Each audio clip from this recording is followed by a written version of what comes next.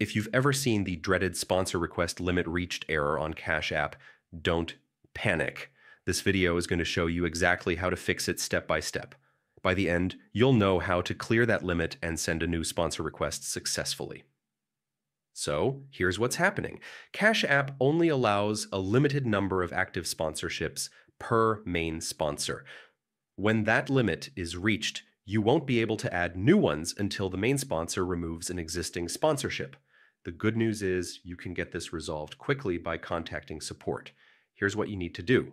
Open your Cash App and tap the profile icon in the top right corner. Scroll down and go to support.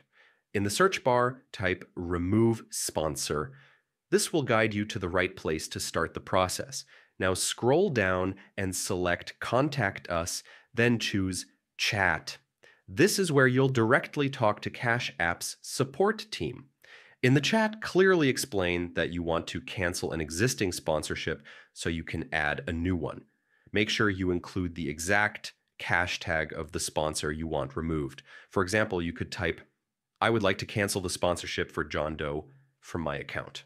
The support team will verify your request, remove the sponsorship, and free up a slot for your new sponsor request. And that's it.